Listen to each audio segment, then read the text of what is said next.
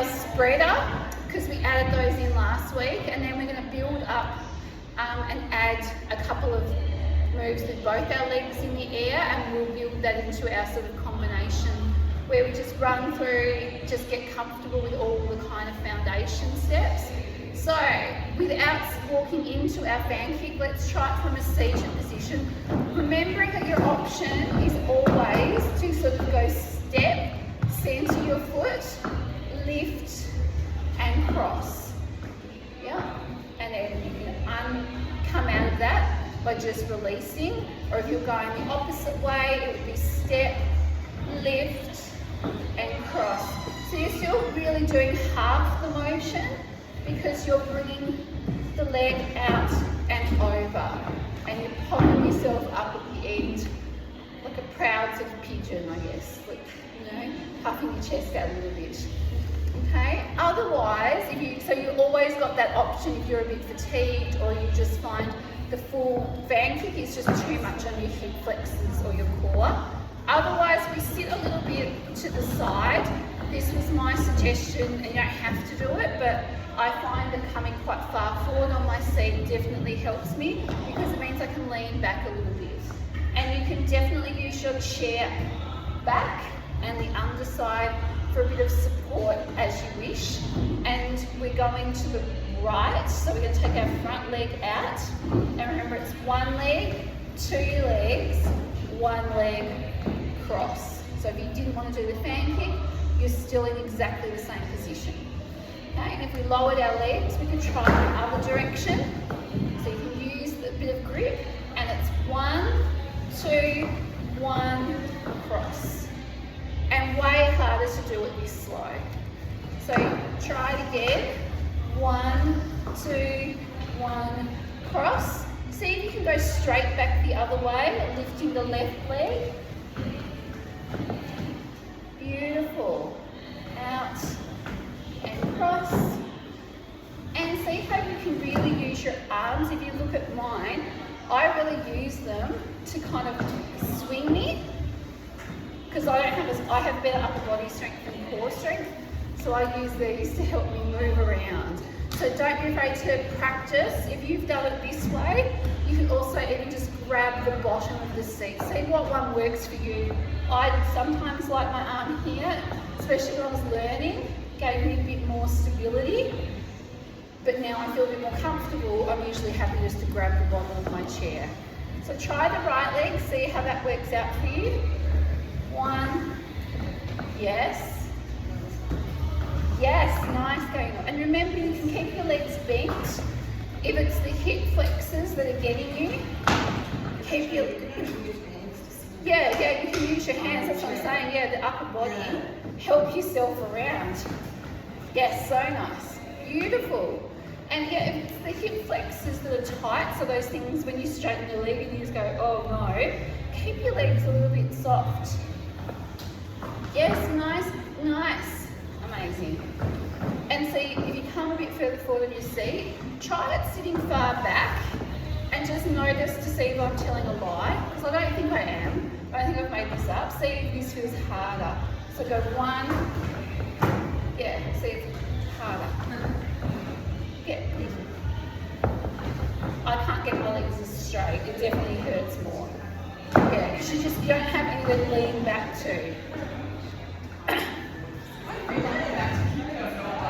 Julia's legs are so long, she's going to kick her out of here. I love it. Never had it done.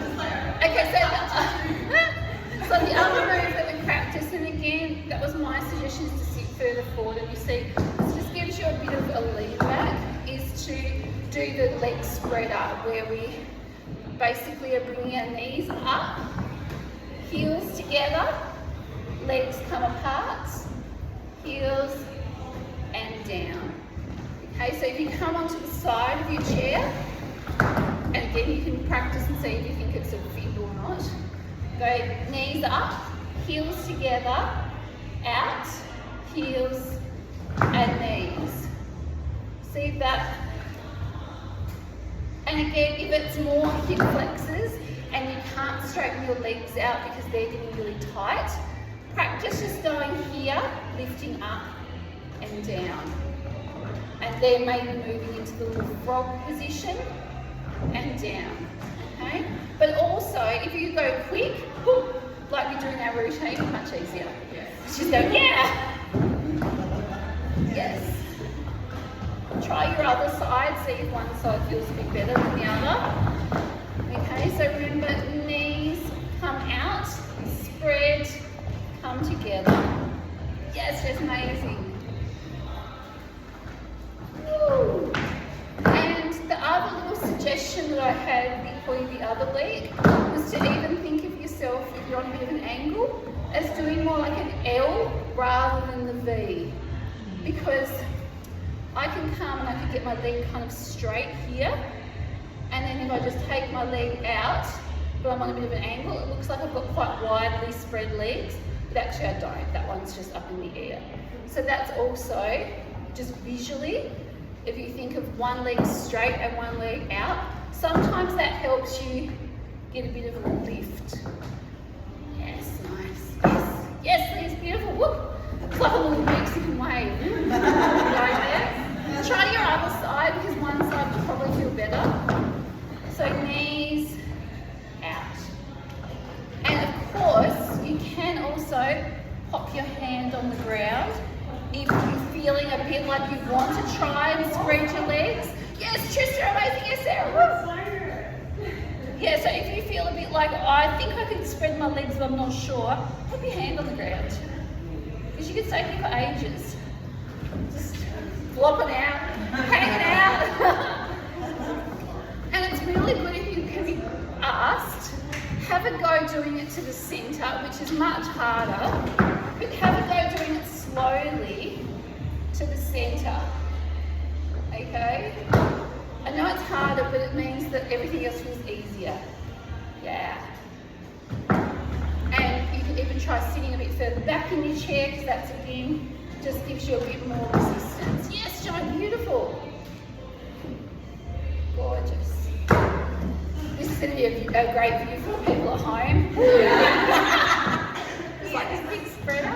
Okay, so they were the two kind of progressions that we did last week, and now I want us to go a bit up from the V and practice some of you have done this before, some leg kicks, some flushes, and this is a move where I said you could definitely practice with yourself on the ground. Just demonstrate, so if you wanted to get off your chair, the easiest way is to have your back flat because there's not much resistance on your stomach, so you can get your legs into the air, and this should be, I mean, unless you really hate being on the floor, it's a bit cold, apart from that, it's fairly comfortable. Okay, so you can practice little kicks, things like that, and you can just... I did that with my grandchild last week. Oh, beautiful.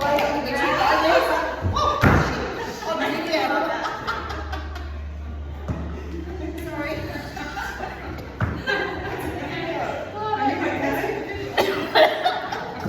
So you can do it lying on your back, or you can get onto your, the second next hardest is to get onto your elbows. Okay, because you're kind of in a bit of a V, a bit of a boat position, but you've got a bit of support from your hands. So if this is something that you are going to just find a bit challenging, yeah, have a go on, and if you're at home, you've got like a carpet or something, have a go there. And also, of course, you can use the hand on the floor trick. So which way will we go? Let's face the air conditioner. So, get onto the side of your chair because this is way easier. The further forward you are, again, the more room you've got for your back.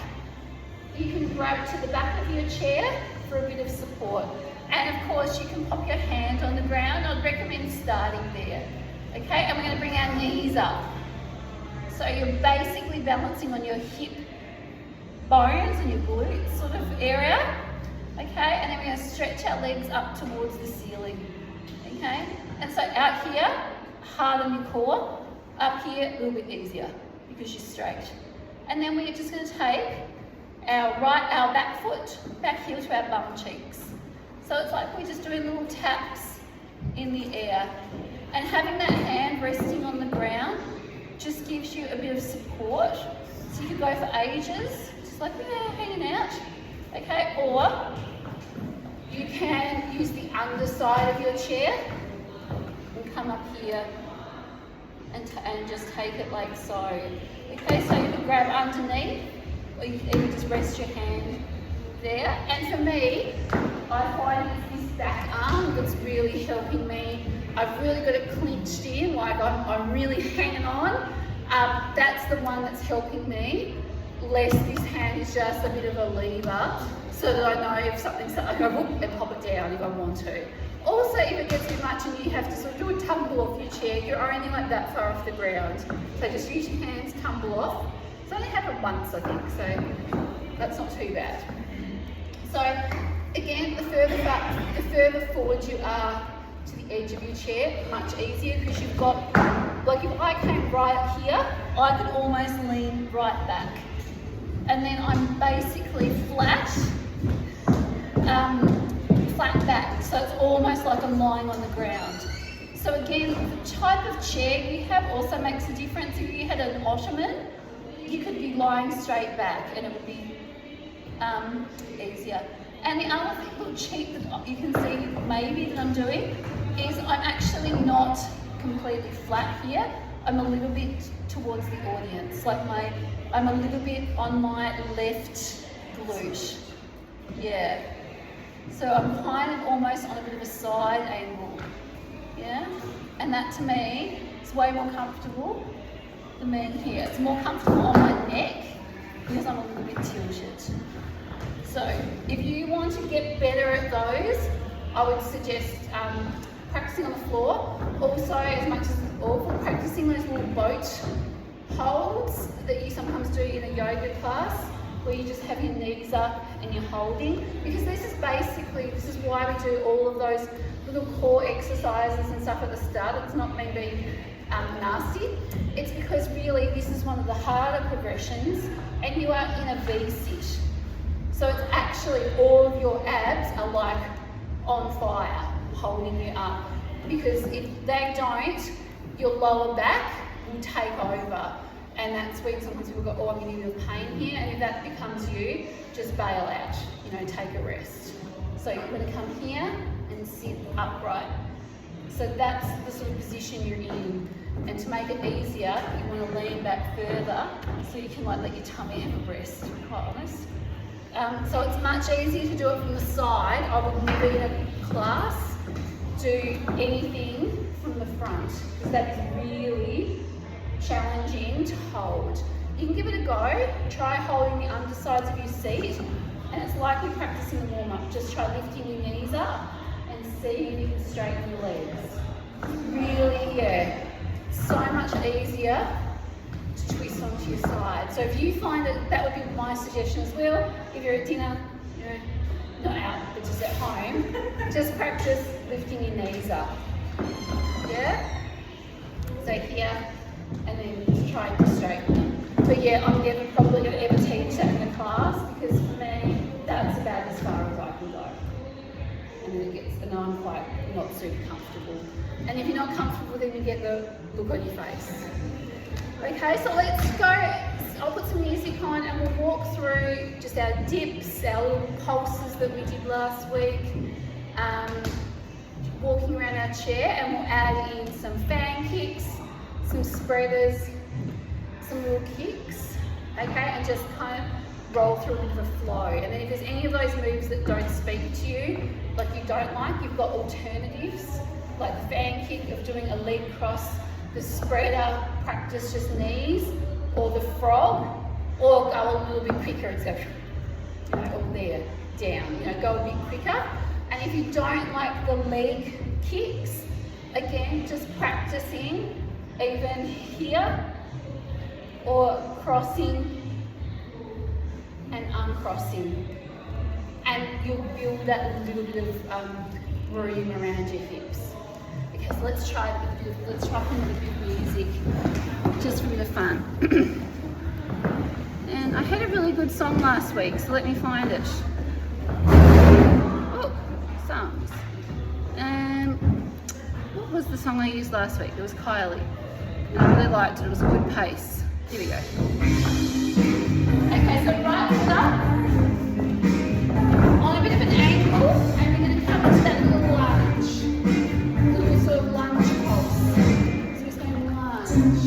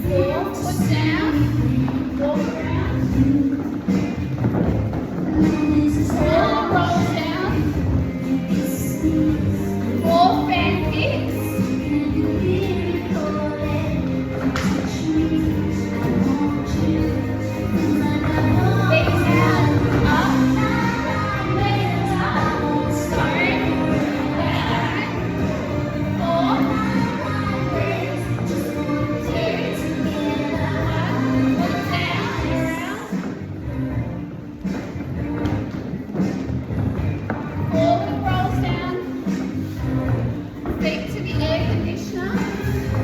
Four spreaders.